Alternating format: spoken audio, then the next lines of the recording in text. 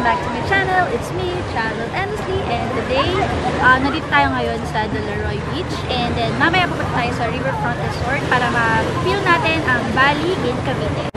Let's go!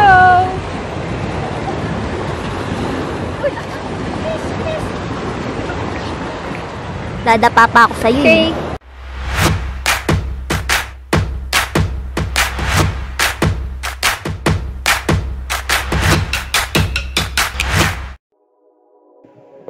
So we are now here at Delaroy Beach Resort. Dito siya sa Ternate, Cavite. Meron silang beach, meron silang pool. Pero for today, since saglit lang tayo dito, hindi na natin i-access yung pool kasi iba yung rate doon. So ayan, kung makikita nyo ang Delaroy Beach, simpleng beach lang siya. Hindi siya katulad ng iba na white sand and then blue yung tubig. Normal na beach lang siya dito sa Cavite. And as of this time ng pandemic, isa siya sa open na beach resort. So, kahit pa paano, may mga nagpupunta din na mga tao, mga rider and all. Hindi na kami nakapag-swimming kasi wala din kami dalang damit since later lang kami and may pupuntahan pa kami ibang lugar. Pero, ayun, nakita ko naman marami nagsiswimming kanina. Family barkada yung magkakasama dito.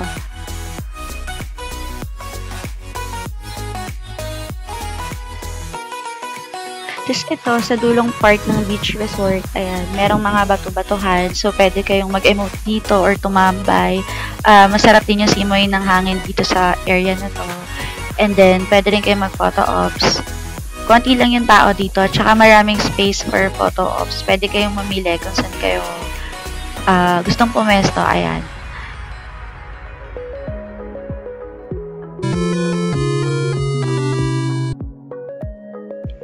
Nandito naman tayo ngayon sa Riverfront Resort. Dito to sa Maragondon, Cavite.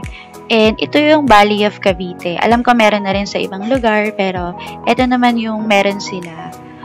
Sobrang maaliwala sa loob nito actually kasi maraming puno, puro green talaga siya.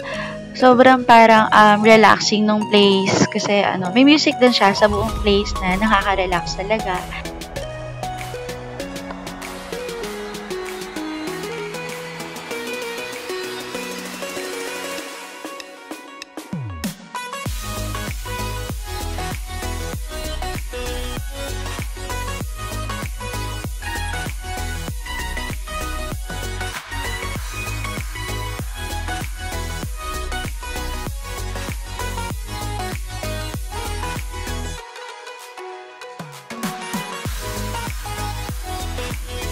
So, ito na yung area na nirent natin for today. So, ayan siya. Maaliwala sobra. Nandun yung shower. Ayan, malapit lang. Magkakalapit lang sila. Tapos, dito sa area na to, dito na rin nila isi-serve yung food na in-order natin if in case. Kasi, hindi na kami nagdala. Kasi, I'm not sure if bawal talaga or pwede naman pero may corkage. Tapos, from here, ayan, kita rin yung pool. Libutin na muna natin yung place para makita natin kung anong meron dito, kung saan pwedeng mag-photo ops and all. Ayan. So, hindi siya mainit dito sa place na to. Sabi nila ganito daw dito lagi, yung parang uulan. Tapos kahit maaraw, parang hindi siya mainit. Ito yung kiddie pool. Syempre, wala namang kids ngayon. So, hindi siya nagagamit. Itong area na to, malapit siya sa kainan. Ayan, pwedeng tumambay dyan. Yung mga mahilig magduyan dyan. Ito naman yung floating bed. Masarap mag-relax din dito. At kahit nga walang wifi, pwede naman ang data. Gumagana naman siya. Tapos, ito yung area na banda sa river. Ayan. Ito yung isa sa pinaka-favorite spot ko. Kasi, ang relaxing niya lang. Ang sarap niyang tambayan. And, ang aliwalas. Ayan.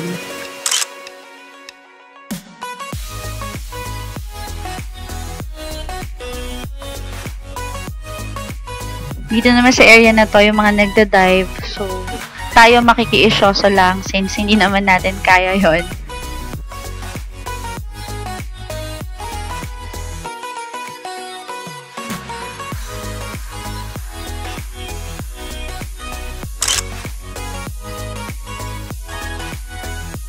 Dito sa pool, maganda siya mag-photo ops.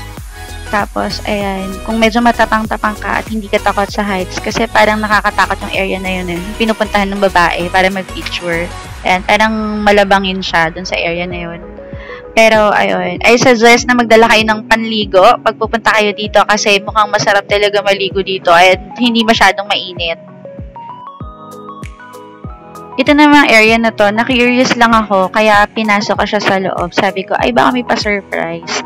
Yun pala, meron nga, so hindi naman siya para sa atin na area. Off-limits talaga siya. Kaya lang, ayan, na-capture ko na yung kung anong meron sa loob. Anyway, hindi naman tayo part ng surprise na yan, so kebs lang. Isa rin sa paborito ko tong area na to kasi ang sarap dito, magduyan, grabe. Nung una natatakot pa ako, pero ang sarap, ang hangin, tapos masaya lang siya. Dito tayo o-order ng pagkain since lunch na. Actually, late lunch na nga eh. So, ayan, marami naman silang option ng pagkain. Pero ako, syempre, favorite ko, chicken pa rin. And, ayun, kasi super late na rin, ayoko ng heavy meal. Meron din silang mga ibang ulam na may sabaw na I think good for 2 to 3 kung hindi naman kayo malakas sa ulam.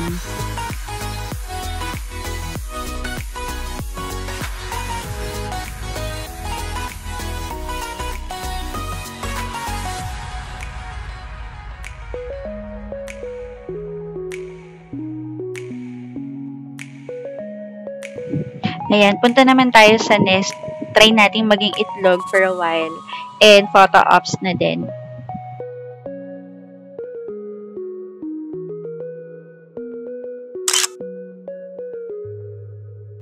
Tulad nga ng sabi ko, puro puno dito. So, kahit mainit, maaliwalas pa rin. And hindi mo talaga ma-feel yung init or anything na lagkit. Wala kang ganung mararamdaman. Parang fresh pa din pag nagpunta ka dito. Tapos, may area din dito for those na mag-overnight. So, ito yung area na yun. Ayan, ang ganda niya, no? So, ayan, lang kami dyan. Nag-ocular lang kami kasi day tour nga lang kami. And then, may rooms din na malalaki. Ayan, siguro for family. Tapos, ayan, makiki-isyosa na naman tayo kanong meron dito. Parang kasi may maliit na parang kubo. So, ayan, try natin kung pwedeng mag-picture dito.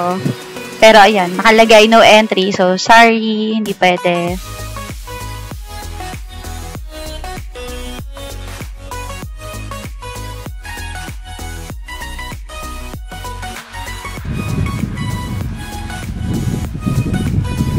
Just remember. Paano bibitaw ako? Paano yun? Dali. Travel.